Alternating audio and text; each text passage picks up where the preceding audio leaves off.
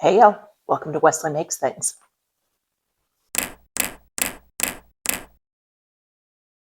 Today I thought we would try something new on the channel with an oversimplified reaction. I have watched many oversimplified videos on my own, so it did take me a minute to find one that I hadn't seen yet. This is part one of the First Punic War. Why the First Punic War? Well, it's one I don't know a ton about. I do know it's Rome versus Carthage, I guess round one, technically. The Second Punic War is the one I know a little bit more about because that's where we get Hannibal in the Alps, right? I'm more of like an American history person. I think there are aspects of world history that are interesting, but it's just not what I tend to gravitate to when I'm just going to go researching stuff for fun. My husband is an ancient Rome person, so I have heard about the First Punic War. My understanding from him is that the primary sources that we have on the First Punic War just aren't plentiful, so there's a lot that we just don't know in general. I'm very curious to see what Oversimplified has to say about it. Please make sure that you've already gone over to Oversimplified's page and watched the video there first. I'll leave a link down below if you haven't. Check it out there, then come back and watch with me because I'll pause and talk and do all the things that y'all know me to do at this point. So, with that being said, let's jump into this video. This video was made possible by NordVPN. Click the link below and get an exclusive deal with a huge discount and a 30-day money-back guarantee. And y'all know I let ads run at this point. Introducing our new, glorious, breathtaking bucket plushie. Ooh. Limited quantity, available now, along with some Punic War character pins. Their Buy them, characters are or I'll usually really marry cute. your mother. Oh no. It's your choice. Oh, Marcellus, you sure have a lot of dignitas. Kiss me. Okay. Hey, Dad.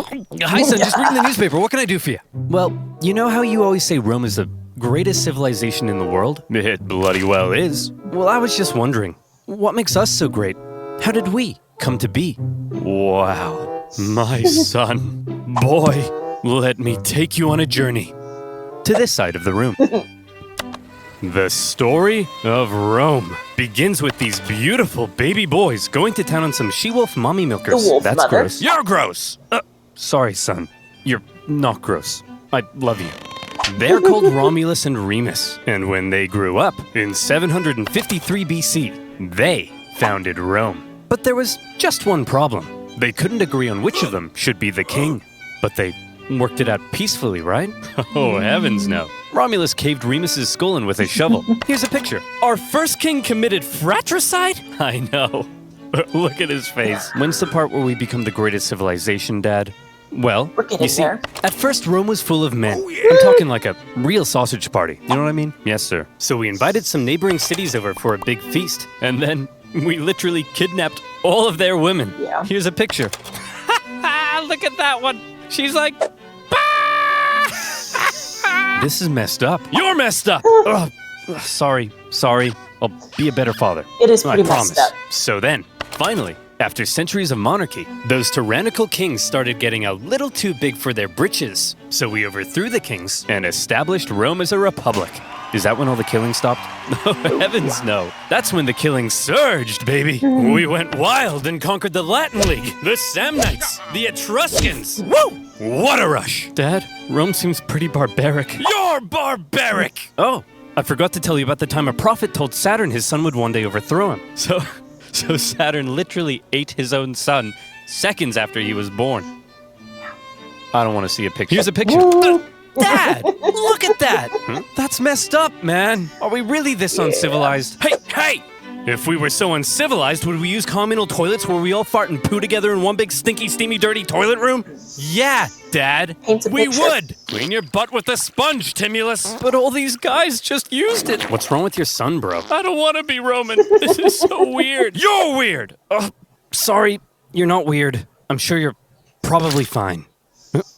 Oh, Ah! yeah. We don't talk about it enough. Ancient Rome The would have Roman smelled Republic, terrible. a nation that, since its foundation, had been stabbing necks all the way down the Italian peninsula. But this isn't the famous Roman Empire that ruled the known world. Not yet anyway. this is a relatively juvenile Rome, still just a regional power. In 264 BC, the big daddy of the Western Mediterranean was Carthage. Let's rewind a bit. Carthage was founded in 814 BC when some Phoenicians in Tyre had a mega surplus of goods and decided to export those goods across the Mediterranean. They became the dominant trading power in the region, and to support their growing trade network, the Phoenicians established a number of colonies, one of which was Carthage. Therefore, Carthage began its life as a Phoenician trade colony, and the Carthaginians were actually Phoenicians. Or, if you're a Latin-speaking Roman, they were Punic, hence the name of the video. Over the centuries, Carthage gradually expanded and became the region's base of power. Just like Rome, Carthage was a semi-democratic republic with its own senate and judiciary. But there were also some pretty hefty differences between the two. While Rome was big into farming and stabbing people in the neck, the Carthaginians, on the other hand, just like their Phoenician forefathers, had built their power through trade and navigating the waves. They went here and there, selling ivory tusks, gold, and slaves. And as a result, they were rolling in it. Whenever they weren't busy swimming around in their copious hoards of money. In their spare time, they also possibly enjoyed sacrificing their children to Baal, the god of... Let me just check my notes. Yes. Plant fertility. Oh boy, these figs aren't looking too hot. Maybe if I throw my son into a burning pit of fire, they'll grow. Have you tried watering them, Dad? No, we'll try that second. As a result of all their trading, Carthage had emerged as one of the Mediterranean superpowers. But wait, they said. Rome? What the heck is that? Well, I know it's a pretty obscure little country that you've probably never heard of. But this spunky young nation was about to upset the entire region's balance of power. Initially, the two sides enjoyed relatively friendly relations, and had even signed a couple treaties. But it was a relationship that was practically destined to turn sour. See, Rome had a thing where they liked to aggressively expand their boundaries, often viewing such expansion as a defensive act. Kinda like when you kill your neighbor, because you knew eventually they would have tried to kill you first. Meanwhile, Carthage was extremely protective of its wealthy trade network. So if you put a very strategically important island between them, well, 2 + 2 = war. Tensions rose, and the two sides began viewing each other with increasing disdain. The hard-working Romans looked across the water at the money-hungry Carthaginians and said, "Look at those dishonest crooks. Bet they've never done an honest day's work in their lives." And the Carthaginians looked back and said, "Look at those simple-minded brutes. Bet they've never sacrificed a baby in their lives." Yeah! While war between the two superpowers seemed inevitable, the event that finally triggered it was a little unexpected. The whole thing began with a few simple mad lads on a wild night out. These mad lads are called the Mamertines. They were Italian mercenaries employed by the tyrant of Syracuse here. But when he died, his successor said, "Sorry fellas, we don't need any big burly men with sharp sticks anymore. You can all go home." Okay, whoa. The Mamertines, as it turned out, didn't want to go home. So instead, they went to the nearby town of Messana and said, "Hey man, we are but poor little buff boys without a home. Poor little May we buff come boys. in?" Aw, poor fellas. Sure thing. Just so long as you promise not to massacre all of us. We promise. The Mamertines then massacred all of them. Well, not all of them, just the men. And they stole their homes and families. Ha! This is my house now. This is my best dad ever mug now. And you guys are my new family. Son, wanna go play catch with your old papa? You're not my real dad! Ugh, teenagers. Am I right, dear? You're not my real husband! Ugh, I'm so trapped in this marriage. Then get out! No, Messana was now controlled by the Mamertines, and they began raiding up and down the Syracuse coastline. When the new ruler of Syracuse saw this, he wasn't happy. The Syracusans began fighting back, and in response, the Mamertines said, "Oh crap, they're fighting back? What do we do? Quick, we'll convince the Carthaginians to come and save us." Oh no! We're in trouble. And we need a big, strong empire to come and rub our bellies. Why are you saying it like that? If I was a big, strong empire, I think I'd like to be seduced. See?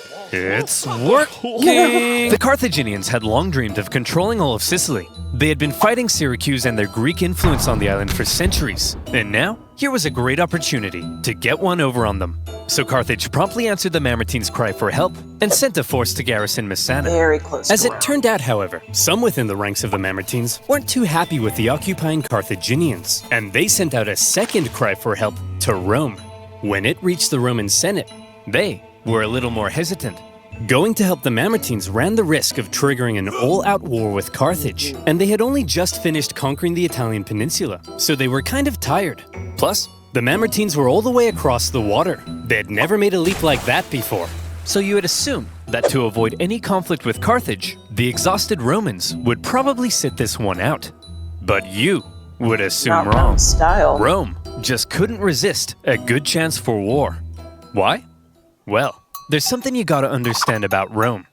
See, as a republic, they were hell-bent on preventing any one man from ever gaining too much power. And so rather than having one leader, Rome had two, called consuls, who shared power. These consuls could also only serve for 1 year at a time before new consuls were elected. These measures to limit the powers of the consuls were noble, but had an interesting It's a lot side of effect. chaos. The consuls knew they had just 1 year to try and gain as much glory and prestige as possible, something that was very important in Roman society. And the best way of gaining glory and prestige? War. Military victory, of course. The Roman political system basically ended up encouraging these consuls to go out and be as aggressive as your Italian grandmother when you don't eat all the spaghetti. And so the glory-seeking consuls convinced the people to vote in favor of going to Messana. And in they went.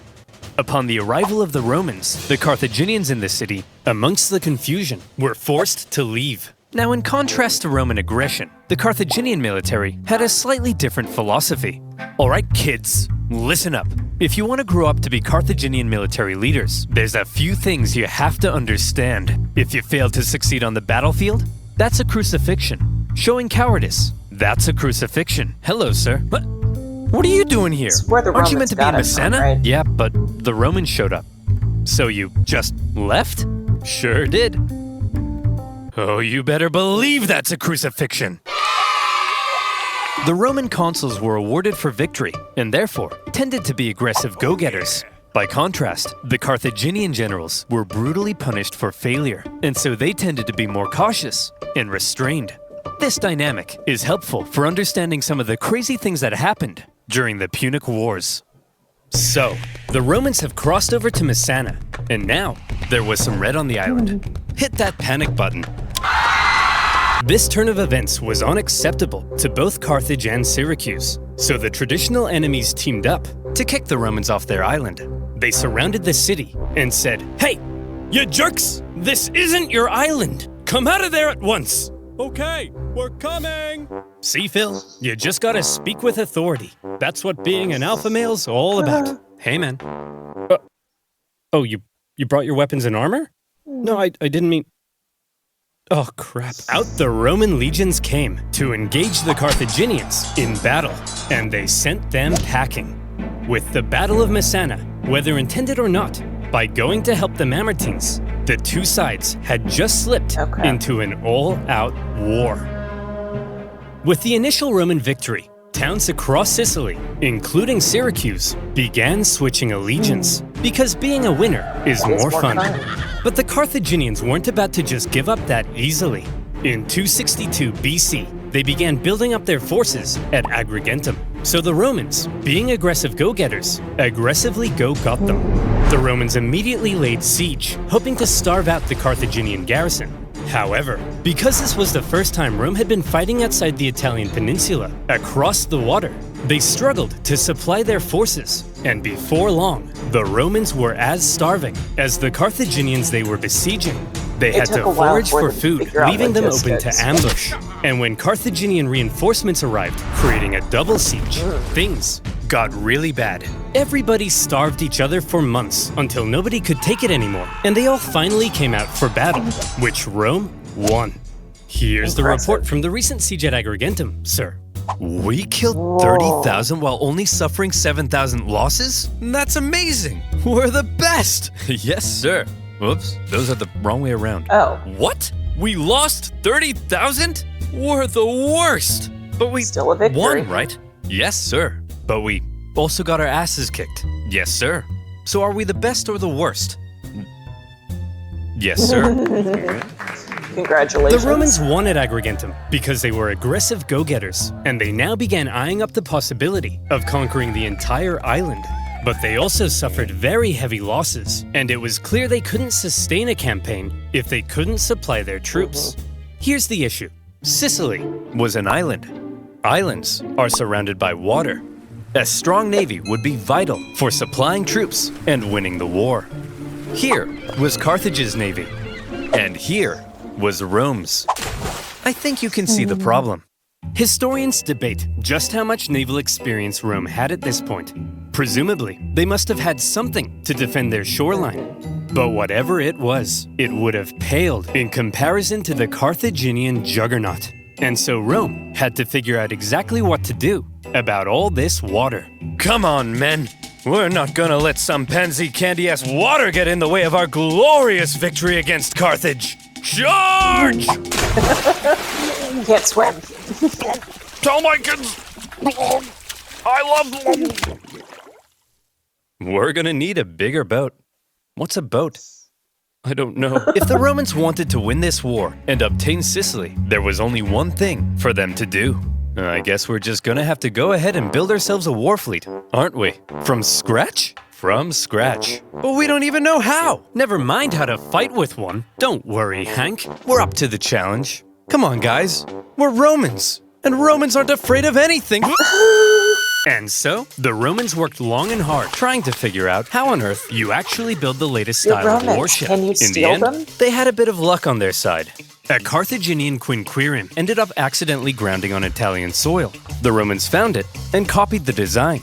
While the new fleet Brilliant. was being built, the Romans trained rowers on land. And would you believe it? The Romans put together a full fighting fleet of 120 warships in just 2 months. A staggering feat. Whoa. Now, I know what you're thinking, but oversimplified. If the Romans can build a war fleet from scratch in 2 months, then why does it take you half a year to make a video? Well, my valued subscriber, I think you should shut up. What the heck? How on earth did the Romans learn how to build a war fleet? This shouldn't be happening. From what I hear, they copied the design from us, sir. Well, how on earth did they get the blueprint, Carl? I don't know, sir. But I'll tell you what. If you're worried about people stealing your data, No. and you want to protect yourself from outside threats, Don't you dare. then you, my friend, If you mention NordVPN, I'll scream. should use NordVPN. Do you like corporations knowing everything Making about sure you my and mic's then still selling on. your data to I'm advertisers gonna let who his convince ad you to buy play things you don't just need 'cause that's in how an he endless makes his cycle over and revenue. over until If you you need die? NordVPN, I'm Me sure he's gonna neither. have a code or And that's something. why Feel I free to use it. NordVPN. NordVPN allows you to connect to super fast secure servers all around the world, They put encrypting your effort into IP their address ads, to protect which your I like. online data from undesirable eyes. That means you can look at all the squatty potties you want, and no one will know. With NordVPN, you can search for better online deals in other territories and unlock content not available in your country. NordVPN now comes with a threat protection function and much more. And if you don't like it, it comes with a 30-day money-back I wish I guarantee. had something to talk Go to about here. Maybe I should come up with nordvpn.com/oversimplified something. I to don't get know. an exclusive deal with a huge discount. That's Go use this code. nordvpn.com/oversimplified. And as always, you'll be supporting my channel. So thank you. Now, where were Back to we? the war. Oh yeah, the siege at Agrigentum, supply issues, and building a war fleet. So now the Romans have a navy, and it's time to put it to the test. But how does one wage ancient naval warfare? Easy. All of the ships had giant bronze rams on the front, so all you had to do was outmaneuver the enemy Get a and good give him shot the in. jimmies. Easy as pie. And so the aggressive Romans set out for some good old-fashioned jimmy giving. The consul, Gnaeus Cornelius Scipio, set out for the town of Lipara, Okay, I've heard that believing name. the garrison there wanted to join the Romans. As he entered the harbor, however, he found himself trapped by a Carthaginian fleet, and in the following skirmish, he was completely outmatched. The Romans may have had a brand new fleet, but when it came to engaging in actual Yeah, they don't combat, know how. their inexperience showed. there was just something better about the Carthaginian ships. The Carthaginian rowers had nicer abs. The entire Carthaginian Empire had been built on expert seamanship. So, when it came to water, the Carthaginians were better, and the Romans were wetter. In their initial skirmish, the Romans were beaten so badly that the consul, Scipio, was given a nickname, Asina. And if you're wondering what that means, just drop the Ina. Nice. So what were the Romans to do? How could they possibly stand up to this Carthaginian superpower? Well, there's something you gotta understand about the Romans. Back when they found that Carthaginian ship and copied its design, that wasn't a one-off thing. Copying their enemies was as Roman as punishing murderers by sewing them into a leather pouch with a monkey, snake, and rooster, and then throwing them into a river, which is a thing they did. Wait, what was I talking about? Oh yeah, copying their enemies. Many of the most famous Roman inventions were actually borrowed. Aqueducts, chariot racing, their gods. Even in warfare, the Romans would get pierced by a Sabine javelin, and they'd be like, wow. They'd get hacked to bits by an Iberian sword, and they'd be like, impressive. Wow. And they'd copy the designs for themselves.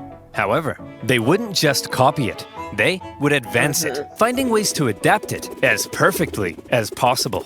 And in the case of naval warfare, the Romans realized if they wanted to beat the Carthaginians at their own game, they would have to adapt. The Romans excelled at combat on land, not on water. But what if, they said, we could somehow turn a sea battle into a land battle? Sounds crazy, right? Well, they made a couple of tweaks to their warship, and look, here they come again. They must love getting their asses kicked. Sir? What's that toll thing sticking out of their ships? Brilliant. They really are idiots. Look at that thing. That'll make them blow over. I mean, look at... Bob! Bob! Get your camera out. Take a picture of it. I mean, how stupid can you be? Let's just add a big wooden tower to our ship that'll weigh us down and blow us over in the wind. I mean, what does that thing even do?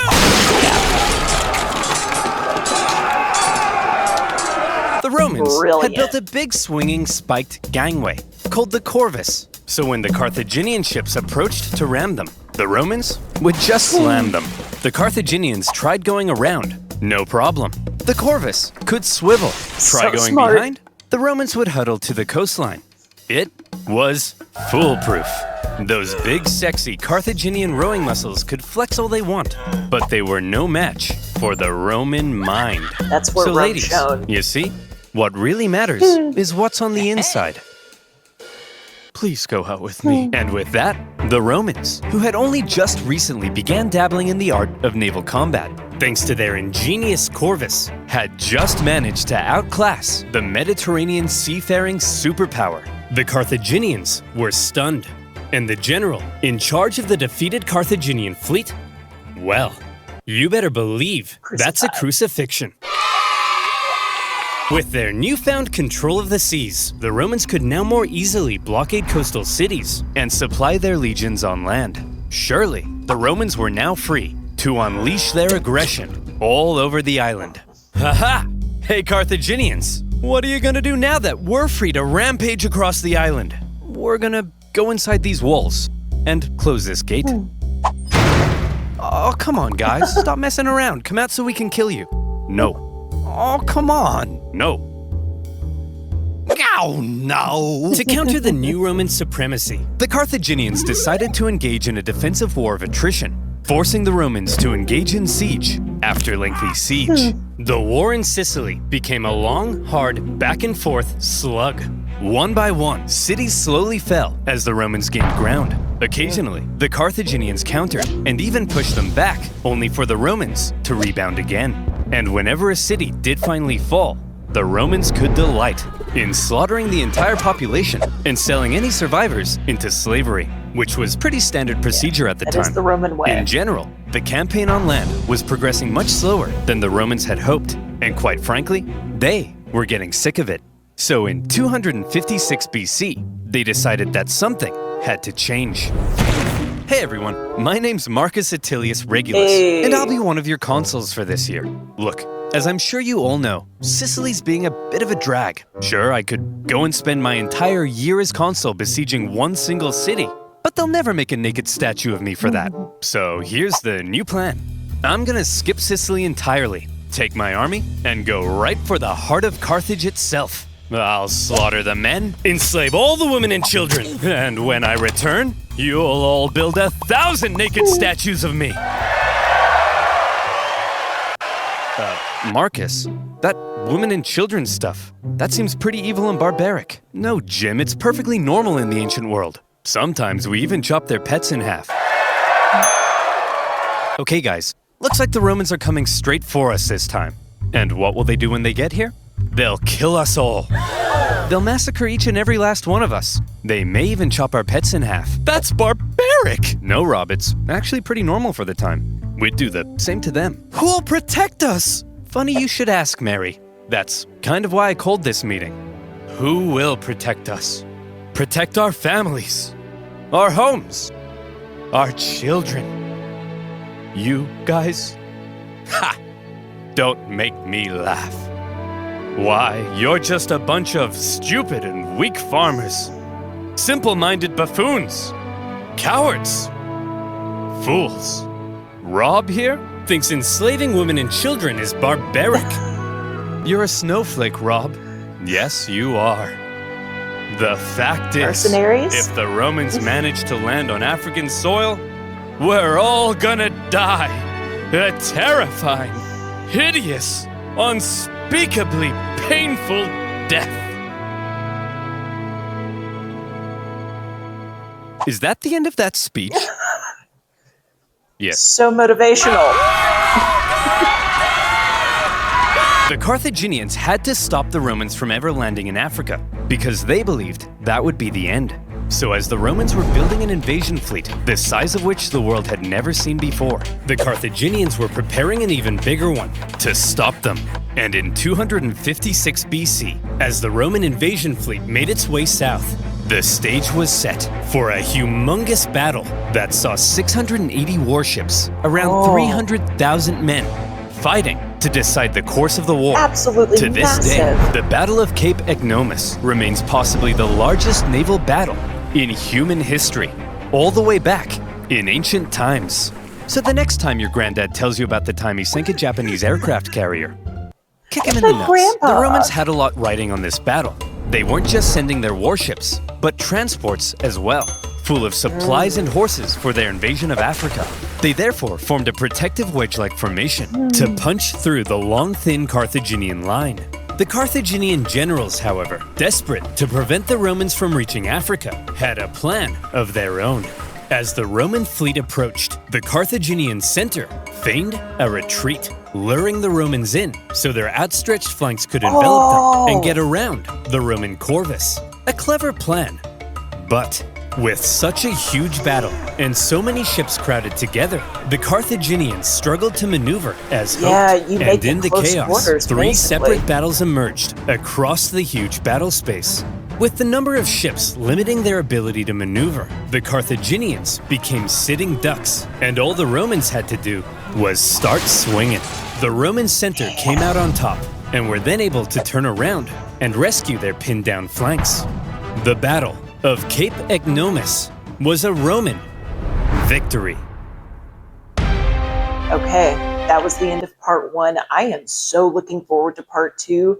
My husband, when he gets home from work later tonight, I'm absolutely going to ask him to tell me more about the corvus. That's one of the most interesting warfare advancements that I've heard about in a long time. I am so excited to hear more. If you want to hear more, please leave down below anything that you would like to see me react to, especially if you've got other oversimplified reaction suggestions. Please like, comment, share, subscribe, all the things down below. And as always, Jesus and I love you, Joe. Jesus and I love you too, Lise. Jesus and I love you. Later, y'all.